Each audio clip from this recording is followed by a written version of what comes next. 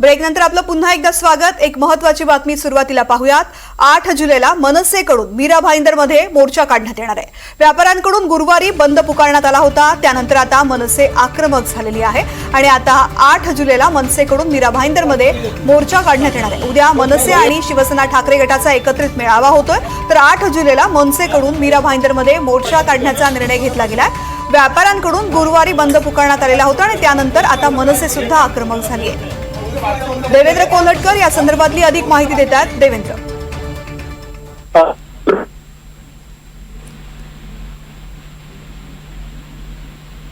देवेंद्र यांच्याशी काही तांत्रिक कारणामुळे आपला संपर्क होऊ शकत नाहीये। आपण पुन्हा ही बातमी पाहतोय। 8 जुलैला मनसेकडून मीरा भाईंदरमध्ये मोर्चा काढण्याचं नियोजन करण्यात आलेलं आहे। मनसे आता आक्रमक झालेली आहे। व्यापाऱ्यांकडून याआधी गुरुवारी बंद पुकारण्यात आलेला होता आणि आता मनसेने सुद्धा आक्रमक भूमिका घेतलेली आहे। व्यापाऱ्यांची या संदर्भामध्ये एक बैठक सुद्धा घेण्यात आलेली होती। देवेंद्र कोल्हटकर पुन्हा एकदा आपल्या संपर्कात आहेत। देवेंद्र, तृप्ती, आपल्याला माहिती आहे की मीरा रोड इथे मनसेच्या कार्यकर्त्यांकडून मराठी बोलण्याच्या मुद्द्यावरून एका व्यापाऱ्याला मारहाण करण्यात आली होती आणि या व्यापाऱ्यांनी या सगळ्या कृतीच्या विरोधात मोर्चा काढला होता आणि याच मोर्चाला आता प्रत्युत्तर देण्यासाठी मनसे देखील आक्रमक झालेली आहे। मनसेच्या वतीने देखील 8 तारखेला एक मोर्चा काढण्यात येणार आहे आणि मनसेची भूमिका मांडण्यात येणार आहे। मनसेचे जे ठाणे पालघर जिल्हा अध्यक्ष मनसे नेते अविनाश जाधव यांच्या नेतृत्वाखाली हा मोर्चा काढण्यात येणार आहे। या सगळ्या प्रश्नासंदर्भात आता मनसे देखील आक्रमक झाली आहे। मनसेचे नेते संदीप देशपांडे यांनी देखील सकाळी या सगळ्या प्रश्नावरती आक्रमक अशी भूमिका ठेवली होती। व्यापार करायला आलेला तर व्यापार करा, उगीच नाही त्या मुद्द्यांमध्ये आपण घुसू नका, अशा पद्धतीचं वक्तव्य सकाळी केलं होतं ना। आता जी माहिती मिळते त्यानुसार येत्या 8 तारखेकडून भव्य असा या सगळ्या व्यापाऱ्यांनी स्थानिक काढलेल्या मोर्चाला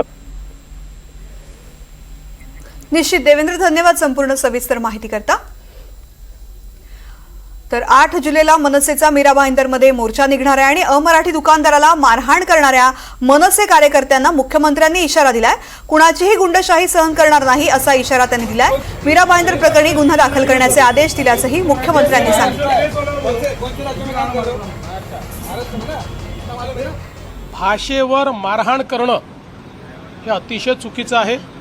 आम्ही मराठी आहोत, आम्हाला मराठीचा अभिमान आहे आणि महाराष्ट्रात मराठी बोलली गेली पाहिजे हा आग्रह चुकीचा नाही, पण एखाद्या व्यावसायिकाला मराठी येत नाही म्हणून मारहाण करणं हे पूर्णपणे चुकीचं आहे। उद्या आपले अनेक मराठी भाषिक लोक वेगवेगळ्या राज्यामध्ये व्यवसाय करतात, त्यातल्या अनेकांना तिथली भाषा येत नाही म्हणून त्यांच्याशी पण अशीच वागणूक होईल का?